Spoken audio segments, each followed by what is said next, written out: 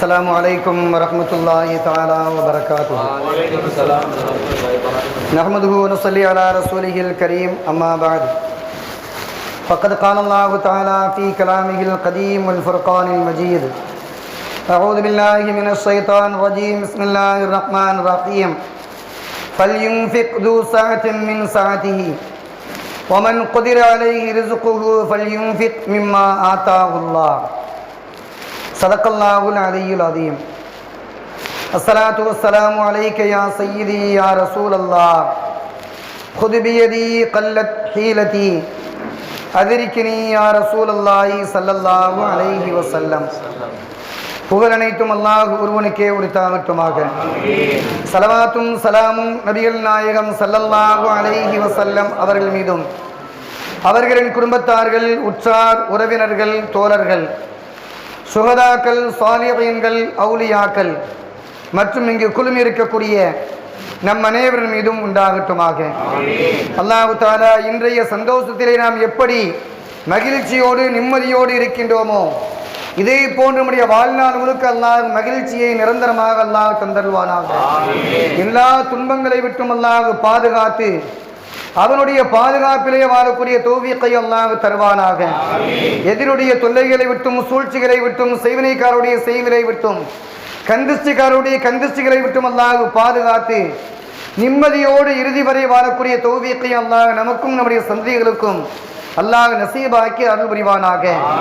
அவனை வணங்குவதற்காக ஒன்று கூடியிருப்பதை போன்று வாழ்நாள் முழுக்க வணக்கத்திலே ஒன்று இருக்கக்கூடிய தௌஃபீக்கை அல்லாஹ் தருவானாக.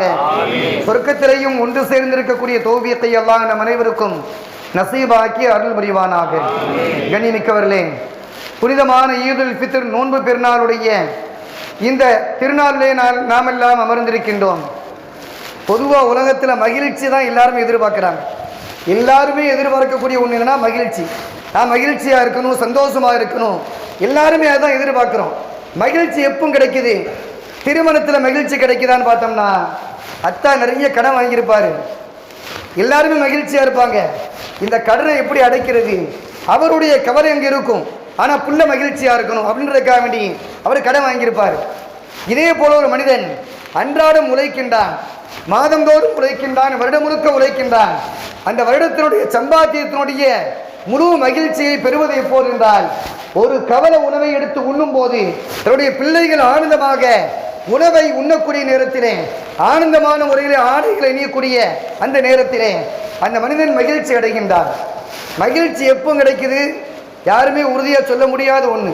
ஆனால் பெருநாள் அன்னைக்கு வந்திருக்கிறேன்னா இதில் 99.4% ஒரு 1% ஏதோ ஒரு சொந்த பிரச்சனைகள் இருக்கலாம். 99.4% உட்காரும்போது பார்த்தோம்னா மிகப்பெரிய மகிழ்ச்சி, ஒரு ஆனந்தம், ஒரு நிறைவு, மன மகிழ்ச்சியோடு மன நிம்மதியோடு வரக்கூடிய ஒரு சூழ்நிலைகளை பார்க்கின்றோம். அந்த மகிழ்ச்சி எங்கிருந்து வருது? அல்லாஹ்விற்காக தியாகம் செய்யக்கூடிய அந்த நேரத்திலே அல்லாஹ் தருகின்றான். நபிகள் நாயகம் ஸல்லல்லாஹு அலைஹி வஸல்லம் சொல்வார்கள், ஈது தொழுகைக்கு வருவதற்கு முன்பாக சதக்கத்துல் ஃபித்ரை கொடுத்து விடுங்கள் என்பதாக நபிகள் நாயகம் ஸல்லல்லாஹு அலைஹி வஸல்லம் சொல்லி தந்தார்கள். என்ன காரணம்னா 2 காரணங்கள். ஒன்று, நாம் நோன்பிலே செய்த குறைகள், தவறாக பேசிய பேச்சுக்கள், நம்முடைய செயல்கள், நோன்பிலே ஏற்பட்ட குறைகள், அது நிவர்த்தி பெறுவதற்காக முதல் காரணம். 2வது காரணம், நம்முடைய சமுதாயத்திலே வாழக்கூடிய ஏழைகள் அவர்களும் நம்மை போன்று மகிழ்ச்சியாக நிம்மதியோடு வாழ வேண்டும் என்ற காரணத்தினால் நபிகள் நாயகம் ஸல்லல்லாஹு அலைஹி வஸல்லம் சதக்கத்துல் ஃபித்ரை நோன்பு பெருநாள் தொழுகைக்கு வருவதற்கு முன்பாக கொடுத்து விட வேண்டும் வாஜிப் என்பதாக சொல்லி தந்திருக்கின்றார்கள். ஒருவேளை கொடுக்க மறந்து விட்டோம், அதற்கான ஆள் இல்லை அப்படின்னு சொன்னோம்னா தொழுகை முடிச்சு போனோன்னு சீக்கிரம் கொடுத்துடணும் இன்ஷா அல்லாஹ். அப்புறம் சதக்கத்துல் ஃபித்ருடைய பொதுவான ஒரு சட்டம் என்னென்னா, ரூல்ஸ் என்னென்னா, நிபந்தனை என்னென்னா, சதக்கத்துல் ஃபித்ர் யார்கிட்ட கொடுத்தாலும் சரி சொல்லி கொடுக்கணும். இது சதக்கத்துல் ஃபித்ர் அப்படின்னு சொல்லி கொடுக்கணும். இன்றைக்கி நிறைய பேர் இருந்துச்சுன்னா ஆலிம் சார்ட்டே கொடுத்துட்றாங்க, மோதி நாட்டை கொடுத்துட்றாங்க, பள்ளிவாசலுடைய பணியாளர்கிட்ட கொடுத்துட்றாங்க. அவங்க திரும்ப திரும்ப சொல்கிறாங்க சதக்கத்து விட்டாங்க, வாங்க மாட்டோம்னு சொன்னாலும் சரி தான் வலுக்கட்டாமல் 100 ரூபாய் கொடுத்துட்டு போயிடுறாங்க. நான் கண்டிப்பாக வாங்க மாட்டேன், யாராவது கொடுத்துருந்தாலும் திரும்ப வாங்கிக்கிறீங்க, அதையும் உறுதியாக சொல்லிக்கிறேன் இன்ஷா அல்லாஹ். யாராவது எவ்வளோ கொடுத்தாலும் சரி அந்த காலத்தில் நீங்கள் திரும்ப சதக்கத்தில் ஃபித்ரை சேர்த்து இந்த திரும்ப நீங்கள் தாராளமாக வாங்கிக்கிறலாம் இன்ஷா அல்லாஹ். சதக்கத்துல் ஃபித்ர் கொடுக்கும்போது சொல்லி கொடுக்கணும். சதக்கத்துல் ஃபித்ர்னு சொல்லி கொடுத்தோம்னா அவங்க வாங்குவதற்கு தகுதியாக இருந்தால் அதை வாங்கிக் கொள்வார்கள். வாங்குவதற்கு தகுதி இல்லை என்றால் அதை யாருக்காவது கொடுத்து விடுவார்கள். நேற்று மட்டும் அல்லாஹ்வுடைய கிருபையால ஒரு 4500 ரூபா வசூலாயிருக்கு. சதக்கத்துல் ஃபித்ர் ஒரு நண்பர் மூலமாக வசூலாயிருக்கு. அது ஒரு முக்கியமான கடனுக்காக வேண்டி ஒரு ஏழைக்கு முழுமையாக தள்ளுபடி பண்ணுவதற்காக அந்த கடனுக்காக கொடுத்த ஒரு தொகையாக மிகப்பெரிய மகிழ்ச்சியாக பெருநாளுடைய தினத்திலே உங்களோடு பகிர்ந்து கொள்வதற்கு ஆசைப்படுகின்றேன். எண்ணிமிக்கவர்களே, இந்த பெருநாள் தினம் என்பது 5 வகையான தான தர்மங்களை எதிர்பார்க்கின்றது. மனிதன் செய்யக்கூடிய தான தர்மங்கள் 5 வகையாக இருக்கின்றது. முதல் வகை நிறைவான முறையிலே தாராளமான முறையிலே தான தர்மம் கொடுப்பது, இது முதல் வகை. இரண்டாவது வகை என்பது தன்னால் முடிந்தவரை கொடுப்பது, இது இரண்டாவது வகை. மூன்றாவதாக தன்னால் முடியவில்லை, பிறர் கொடுப்பதற்கு தகுதியாக இருக்கின்றார்கள், அவர்களை பார்த்து நீங்கள் கொடுங்கள் என்பதாக தூண்டி விடுவது, இது மூன்றாவது வகை. நான்காவதாக நமக்கும் முடியவில்லை, பிறரை தூண்டுவதற்கும் முடியவில்லை, நம்மால் முடிந்த முயற்சியை செய்வது. இன்ஷா அல்லாஹ் வரும் காலங்களிலாவது கொடுக்க வேண்டும் என்பதாக முயற்சியை மேற்கொள்வது, இது நான்காவது வகை. ஐந்தாவதாக 4 வகையும் முடியவில்லை என்றால் இன்ஷா அல்லாஹ் கொடுக்க வேண்டும் என்பதாக நியத்தாவது வைத்துக் கொள்ள வேண்டும் என்பதாக மார்க்க மேதைகள் சொல்லித் தருகின்றார்கள். எனவே தான தர்மம் என்பது 5 வகையான முறையிலே அமைந்திருக்கக்கூடிய சூழ்நிலைகளை பார்க்கின்றோம். அப்துல்லாஹ் இப்னு முபாரக் ரஹ்மத்துல்லாஹி அலைஹி ஹதீஸ் கலையினுடைய விரிவுரையாளராக வல்லுநராக இருந்தவர்கள். அவருடைய சமூகத்திற்கு ஒரு நண்பர் வருகின்றார். வந்தவர் கேட்கின்றார், எனக்கு அவசரமான தேவை இருக்குது, ஏதாவது கொடுங்களேன்னு கேட்கிறாங்க. அப்துல்லாஹ் இப்னு முபாரக் ரஹ்மத்துல்லாஹி அலைஹி அவர்கள் ஒரு பேப்பர் எடுக்கிறாங்க, அதில் ஒரு அமௌண்ட் எழுதுறாங்க. வந்தவருக்கு 7000 தங்க காசுகளை கொடுக்கவும் அப்படின்னு எழுதி கொடுத்துட்டாங்க. கொடுத்துட்டு கணக்கு பிள்ளை போய் கொடுங்க, அவர் கொடுப்பாருன்னு சொல்லி அனுப்பிட்டாங்க. கணக்கு பிள்ளைட்டு அவர் நேராக கொண்டு போனார். கொண்டு போனோன்னு அவர் என்ன செஞ்சாருன்னா அதை அப்படி படித்து பார்த்தாரு. உங்களுக்கு எவ்வளோ தேவைன்னு கேட்டார். எனக்கு 200 தங்க காசு தேவை அப்படின்னு சொன்ன உடனே நம்முடைய ஓனர் தப்பாக ஒரு சைபரை போட்டார் போல தெரியுது அப்படின்னு சொல்லி அவர் என்ன செஞ்சாருன்னா திரும்ப போய் கேட்டு வாங்க அப்படின்னு திரும்ப அனுப்பி வச்சார். அப்துல்லாஹ் இப்னு முபாரக் ரஹ்மத்துல்லாஹி அலைஹி அந்த மனிதர் திரும்ப வருகின்றார். உங்களுடைய பணியாளர் என்னை திரும்பி அனுப்பி வைத்தார். நான் உடைய 700 தங்க காசு தானே கேட்டேன், இங்கே 7000 எழுதியிருக்கீங்களே, ஒரு சைபர் அதிகமாக போட்டிங்களான்னு கேட்டு வர சொன்னாங்க அப்படின்னு சொன்ன உடனே அப்துல்லாஹ் இப்னு முபாரக் ரஹ்மத்துல்லாஹி அலைஹி அந்த பேப்பரை அவர்கிட்ட வாங்கினாங்க. 14000 தங்க காசுகளை கொடுக்கவும், 7000 அடிச்சுட்டு 14000 தங்க காசுன்னு எழுதி அனுப்பிட்டாங்க. கணக்கு பட கொடுத்த உடனே திரும்ப அவர் பார்த்தாரு, என்னாச்சுன்னு தெரியல ஓனருக்கு, தப்பா எழுதுன பரவாயில்ல, இப்போ அதை விட அதிகமாக கொடுத்துட்டாங்களே அப்படின்னு கணக்கப்பட நேரடியாக அவரே வந்துட்டார். வந்து கேட்டார், அப்துல்லாஹ் இப்னு முபாரக் ரஹ்மத்துல்லாஹி அவர்களே, நீங்கள் என்ன நினைக்கிறீங்க? அவர் 700 தங்க காசு தான் கேட்டார், ஆனால் நீங்கள் 7000 எழுதுனீங்க, ஒரு சைபர் அதிகமாக போட்டீங்கன்னு நினச்சேன். ஆனால் இப்போ பார்த்தோம்னா திரும்ப அனுப்பி விட்ட உடனே 14000 தங்க காசு எழுதிருக்கீங்கிற, என்ன காரணம்? சுதாரிச்சு தான் எழுதுனீங்களா, சுதாரிப்பு இல்லாமல் எழுதுனீங்களா?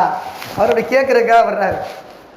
கணக்கு பிள்ளையை பார்த்து சொன்னாங்களா, நபிகள் நாயகம் ஸல்லல்லாஹு அலைஹி வஸல்லம் சொன்னார்கள், யாருக்காவது சர்ப்ரைஸ் கொடுத்தார், யாராவது திடீரென்று அவர் எதிர்பார்க்காத மகிழ்ச்சியை நீங்கள் வழங்கினார், எதிர்பாராத ஒரு நிம்மதியை பிறருக்கு நீங்கள் வழங்கினால், நீங்கள் செய்யக்கூடிய அந்த செயல் மூலமாக அவருக்கு மகிழ்ச்சி ஏற்பட்டு விட்டால், அதன் மூலமாக அல்லாஹ் தஆலா உங்களுடைய பாவத்தை எல்லாம் அல்லாஹ் மன்னித்து விடுகின்றார் என்பதாக நபிகள் நாயகம் ஸல்லல்லாஹு அலைஹி வஸல்லம் சொல்லி தந்திருக்கின்றார்கள்.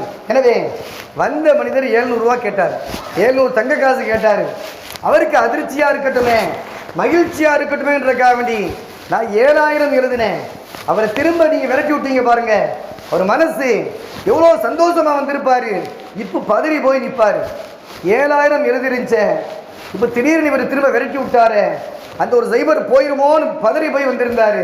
அதனால தான் 14000 வழங்கினேன் என்பதாக அப்துல்லாஹ் இப்னு முபாரக் ரஹ்மத்துல்லாஹி சொன்ன அந்த செய்திகளை பார்க்கின்றோம். நபிகள் நாயகம் ஸல்லல்லாஹு அலைஹி வஸல்லம் சமூகத்திற்கு ஒரு சஹாபி வருகின்றார்கள்.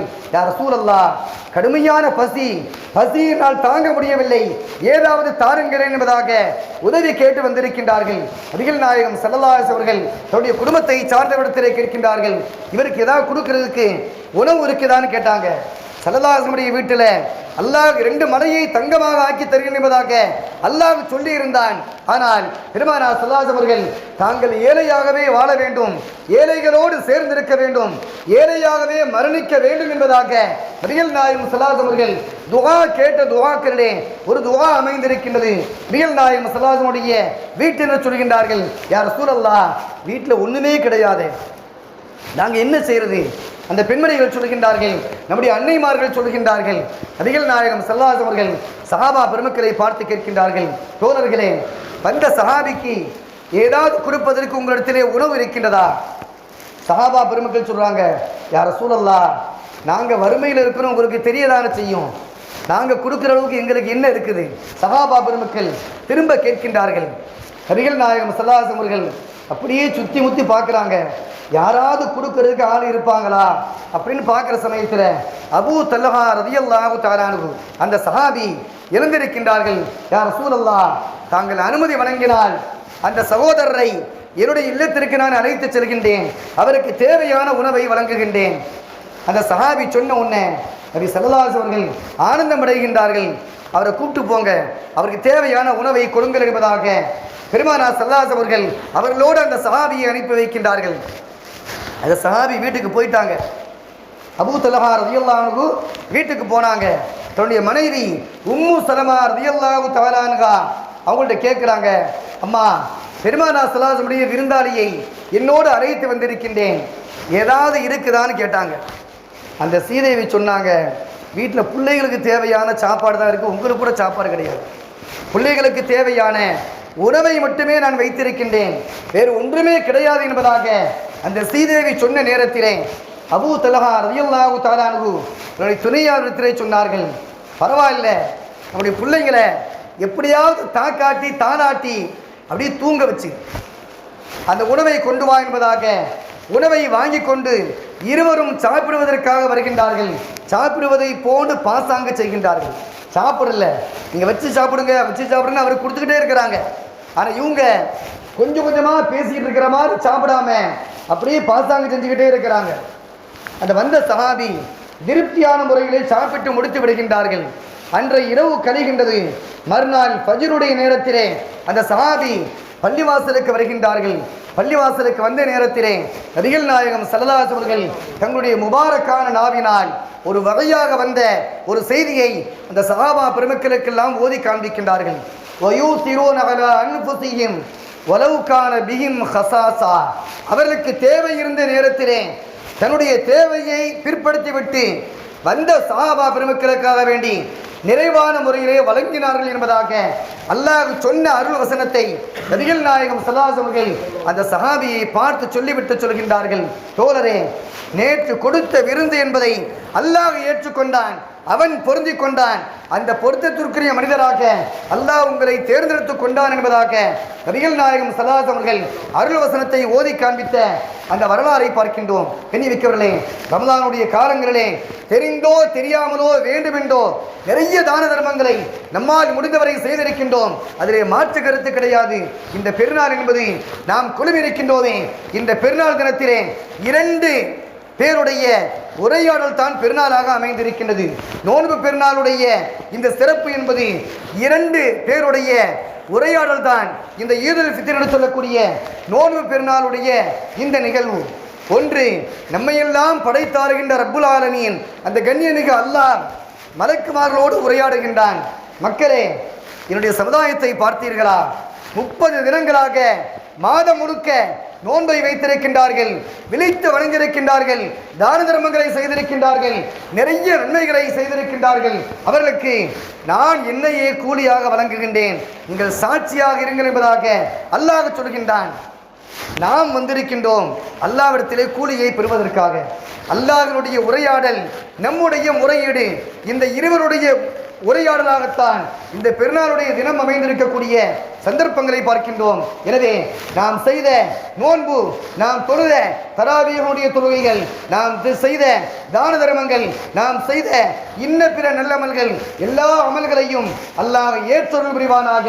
அதில் ஏற்பட்ட எல்லா குறைகளையும் அல்லாஹ் நிவர்த்தி செய்து பரிபூர்ணமான அமலாக அல்லாஹ் ஏற்றுக்கொள்வானாக.